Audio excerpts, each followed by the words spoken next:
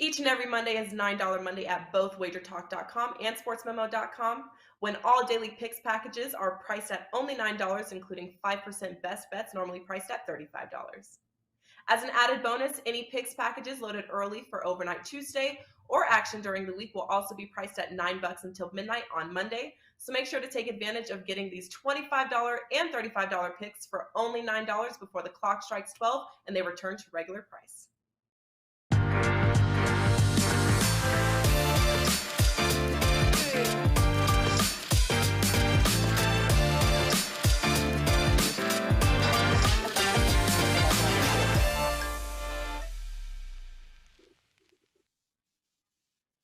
Happy Monday afternoon, 3 o'clock on the East Coast, noon on the West Coast. You hear those French Bulldog snores. That means it is time for Bet On It. Let's bring in Marco, D'Angelo, and Joe Raineri.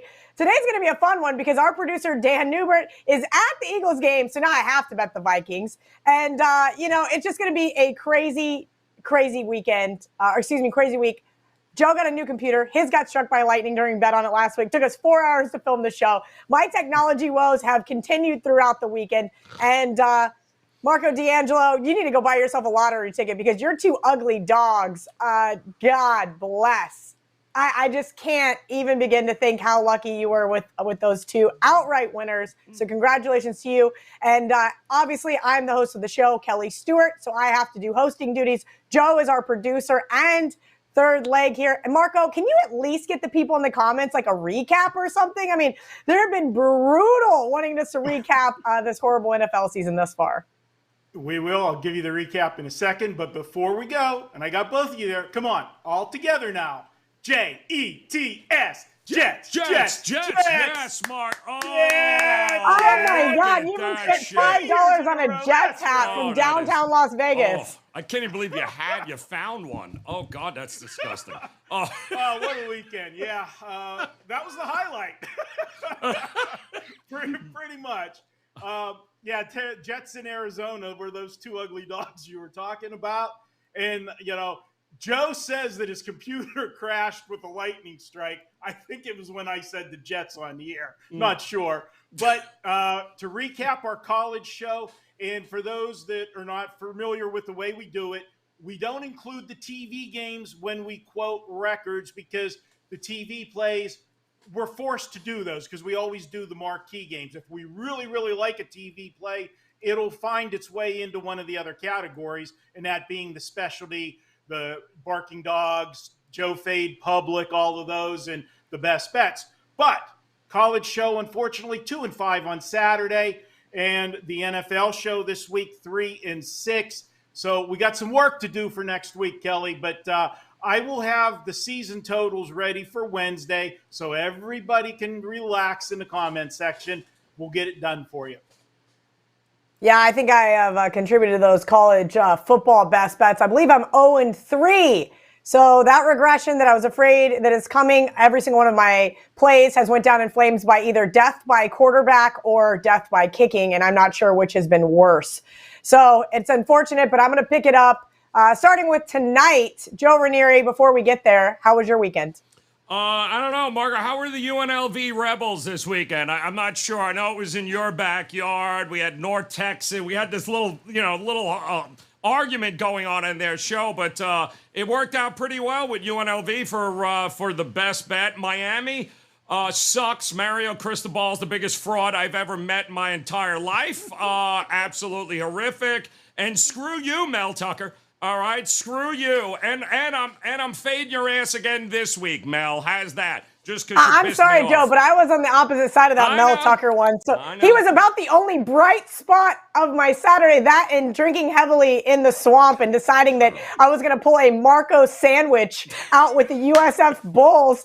Good thing, you drink enough seltzers and your mind starts to do crazy things. I was sitting there with my buddy Dallas and we were talking through it and I go, we got to bet something. We're at the game. And he goes, well, I'm going to lay it with Florida. And I said, why would you do that? They play Tennessee next week. Yep. And they just played Kentucky, and the little Marco light bulb in my brain went off. And outside of that, it was UGLY.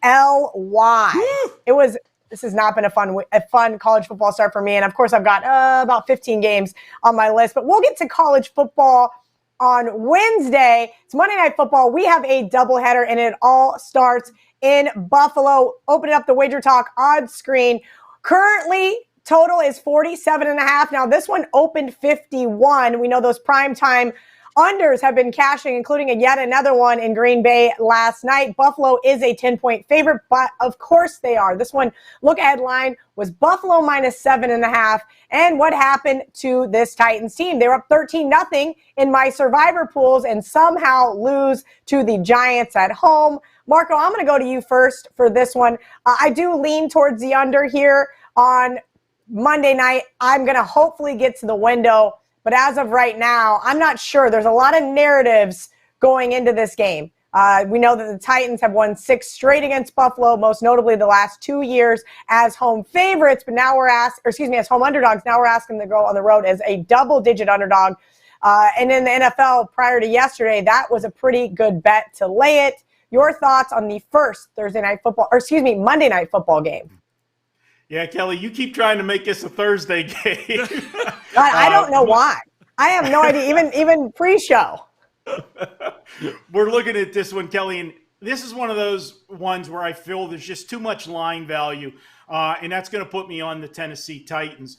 And here's what I'm talking about, the line value. Personally, I made the game 8, and you said early numbers were 7.5. Well, after last week, there was no way they're bringing this out at 8 for several reasons. One, Tennessee looked like trash, losing to the Giants. And Buffalo, could anybody look any better than the Buffalo Bills did on Thursday Night Football to open the season against the defending champs? No. And the thing is, Vegas, the first number we saw after the dust settled last week was a 9. And the reason you saw a 9 instead of an 8 is if they would have hung an 8 up, they would have just got crushed with teasers on Buffalo. Everybody would have taken that down, got it under the touchdown. So for a teaser blocker, they opened it at 9, and then it got bet to 10. Now we're looking at a game that should have been 7.5 or 8. There's really no difference between 8 and 9 as far as the point spread goes for the game itself, but now we're at 10, and that is a difference. I'm going to take Tennessee here, and we're going to hope that Tennessee doesn't fall behind by more than 2 scores. If they stay that way, they can keep their game plan. And that game plan is going to be to ride a lot of Derrick Henry, keep them in good down and distances so Ryan Tannehill doesn't have to win the game for you. Last week, the Rams abandoned the running game, what little running game they did have, because they fell too far behind. And we saw the problems with Matthew Stafford. Maybe the offseason surgery was a little bit more than everybody made it out to be prior to the game, and we saw them not play extremely well again yesterday, not covering. So I'm going to go ahead and say I'm going against the overvalued Buffalo Bills tonight. I'll take Tennessee. I've got Buffalo winning 27-20 is the way I'm calling it, but I'll take those 10 points. I'll take that under by the hook there, Marco. I'm with you. I would love to back Tennessee here, and it may be an overreaction. It sounds like everybody's ready to give the Bills the Lombardi, but as Lee Corso likes to say, not so fast. We'll see if they can't get the running game going with Derrick Henry. Joe, you always have a fun play usually in these primetime games, whether it's a first half under or a certain live bet you're going to be looking for. First Thursday night, or golly, now it's in my brain. First Monday night game on deck of the doubleheader. What are you looking at here? Well, we don't want to really have to talk about the Browns or the Steelers yet, do we? So let's avoid that altogether and just keep it with the Monday night game number 1, Buffalo taking on Tennessee. Listen, I mean, you can't do much better than what Buffalo did in game 1. You also can't look as bad as you did in game 1 if you are the Tennessee Titans. I do think, though, this is a year Buffalo is going to be out for blood. I think in game 1, we kept hearing about how, we got Ken Dorsey, we got a new offensive coordinator. They're going to try and not run Allen as much. They're going to try to preserve him, maybe hold a few things back. It's a long... Yeah, no. They basically threw everything in the kitchen sink at the Rams. I don't think they care at this point. I think they want to prove a point. I think they want that home field. And oh yeah, I know for a fact they remember what it was and what happened the last 2 times these teams played here, and it was not good for Buffalo. A couple of games here that they thought maybe they should have won. Certainly last October they thought they should have won this one. Ed Oliver is out. That worries me a tad in this one. But what doesn't worry me is Orchard Park, the Bills Mafia, Cal, and you're absolutely correct. I looked it up. Interesting stat here. I think it goes to say a lot about Coach Leslie there, the defensive coordinator, and this entire organization. 16-4, the Buffalo Bills in the first half of games in which they are big favorites in the full game, but anywhere between 3.5 and under 10 in the first half. If they are favorite, they are 16-4 under this regime. So I think the first half and the Bills coming out, and they ain't going to be messing around. I think they are going to take it. It's 6.5, Cal, and that is the way I'm looking at this game here tonight. Give me the Bills to go into the break up by at least a touchdown. I love that. Then we can all 3 win. Bills win the first half. Backdoor cover for Marco to make it 3-0 backdoor covers. Titans lose the game but cover the 10, and it stays under the total. We mentioned that Joe was running not only the production side of things, audio, visual, and graphics, and that is because our producer, Dan, is at the Eagles game. Now, I bring this up, and I'll let Joe go first, but that's because Dan does not do very good when he's in attendance of Eagles games.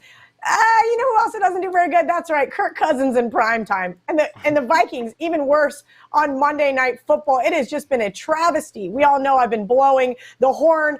What's that horn called? Do you know what I'm talking about? That Vikings horn? What is that thing called? The volupter, it's like a voo-voo something. Voo-voo. Well, somebody help me out, Vikings fans, in the comments. Yeah, but there's me. I'm standing up there blowing that Vikings horn saying this Vikings team is winning the NFC North. This Vikings team is going over 8.5 wins. Justin Jefferson, Kirk Cousins, Dalvin Cook. I have been such a proponent of this team. There you go. That not quite that horn, but close enough, Joe. And it's because it's like a Viking horn. It's got a weird name. Like somebody that's Nordic, jump in the comments. Let me know. Help me out here. But I don't know if I can just take the 2.5 here on the road. So I chickened out early in the week. I put the Vikings in teasers, and then I doubled down on it. I put the Vikings in more teasers this week with the Packers, the Falcons, and the Texans. I'm chickening out. I'm taking the easy way out here and just hoping that Kirk Cousins can keep it within a touchdown. Is that so wrong to ask? In prime time, I think not. As far as the total goes, Joe, I want nothing to do with either one of these defenses. I mentioned the primetime unders have been amazing as of late, and even really going back to 2019. I just can't take an under here. Not with these two defenses. Jalen Hurts should be able to run against the Vikings. Dalvin Cook should be able to run against the Eagles. Kirk Cousins in this offense has looked better over one game sample size, obviously, but look for Justin Jefferson to get double teamed, and it still not matter. Joe, I'm going to go to you first. Is the Dan fade real with him in attendance at Philadelphia games? Yeah, well, Thursday night is oh shit, wait a minute. I mean, Monday is going to be absolutely fantastic tonight, Kelsey. It's contagious.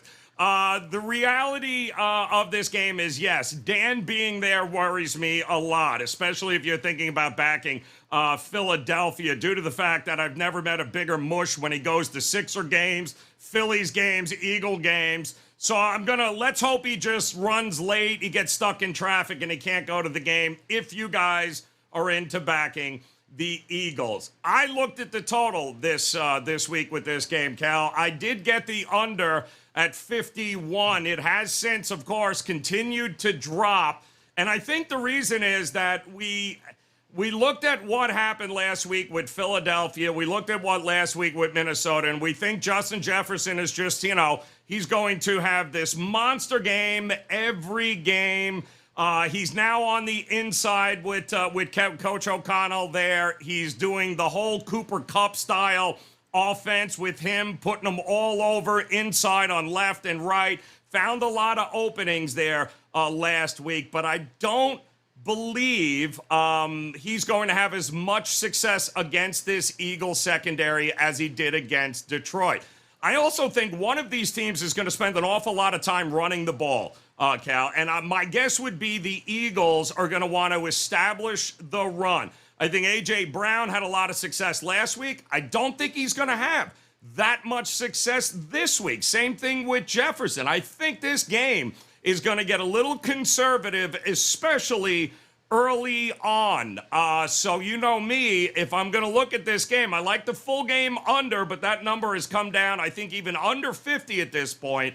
But the first half, still right around that 24 is what you're going to get. It's very hard for me to expect both of these teams. Oh, yeah, and by the way, the offensive line, don't trust them from Minnesota. I think Kirk Cousins is going to be under duress tonight. I think the Eagles are going to make sure they put him under duress. He's not the same quarterback when he's got pressure coming up the middle and from the sides. I think that's exactly what we're going to see tonight.